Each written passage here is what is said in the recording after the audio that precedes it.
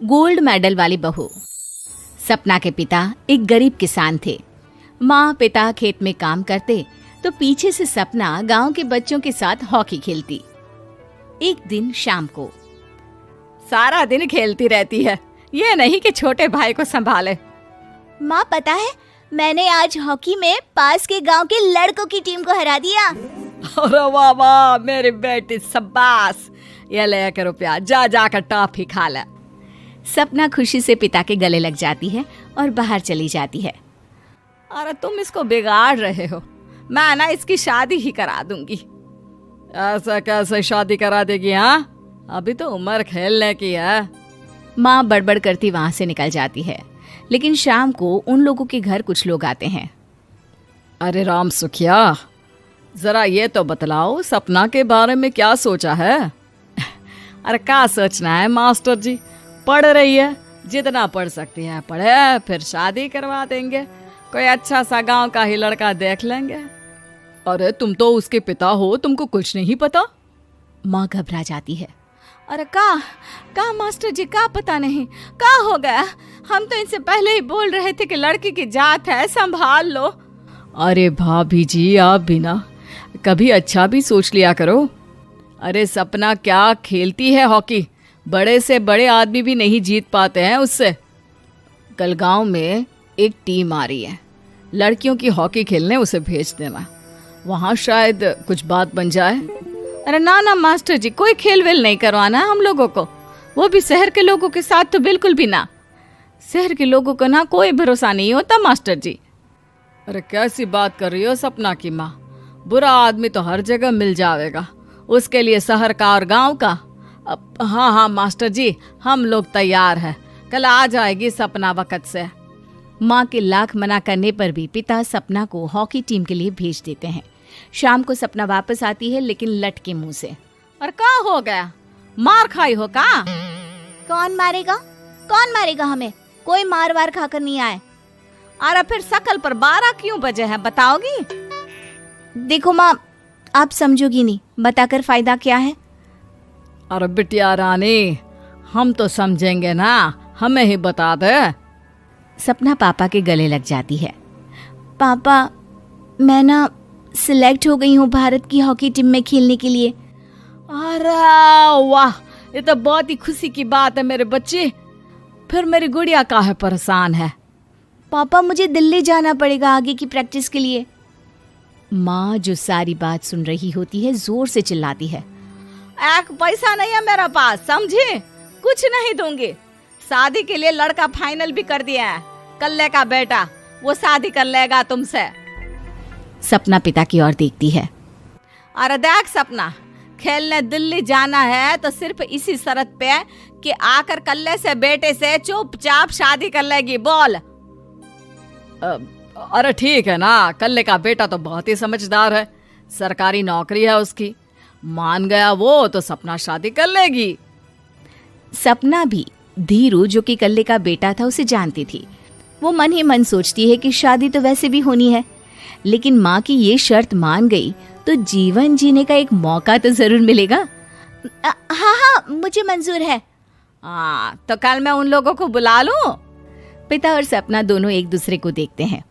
अब माँ ठीक है ना, बुलाने की क्या जरूरत है, वो लोग पसंद कर रहे हैं ना मुझे, वही ठीक है। बस आप तो मेरा दिल्ली का बैग पैक कर दो।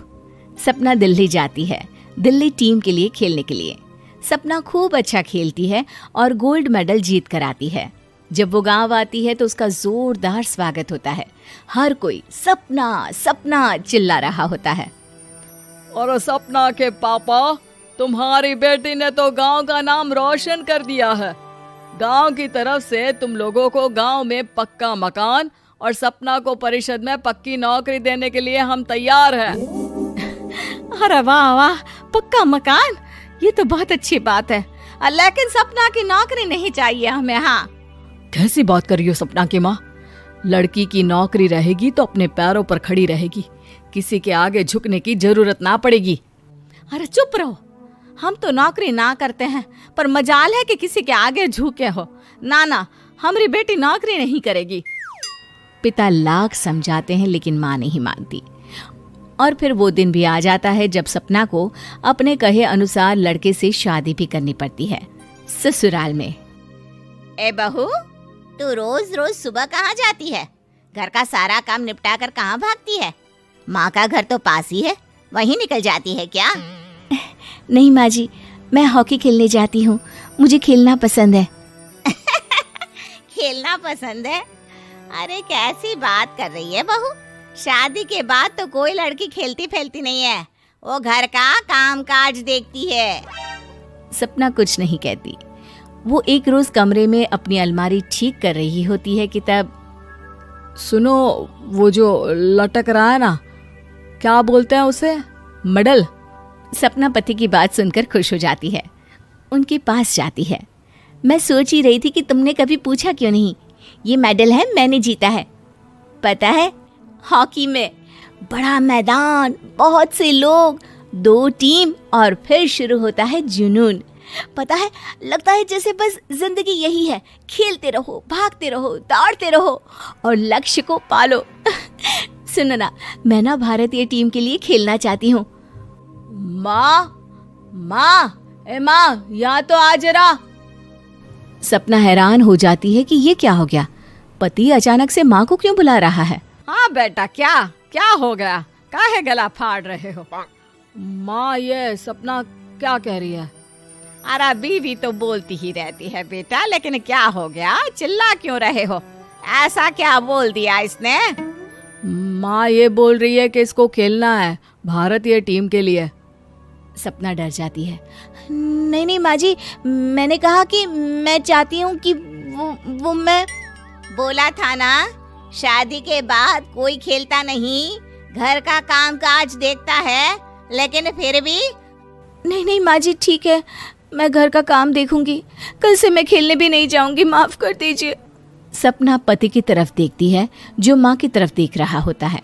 उसे गुस्सा तो आता है, लेकिन करती भी तो क्या, सास के सामने कैसे पति की क्लास लगाती। अरे बेटा, अब क्यों घूरे जा रहे हो बहू को? माँ, अभी इस बात का फैसला करके जाना, वरना ये तो तेरे कमरे से जाने के बाद मुझे। अब चुप हो जाइए आप, छोटी सी बात का बतंगड़ मत बनाइए। छोटी सी बात? बहू, ये कोई छोटी बात नहीं है।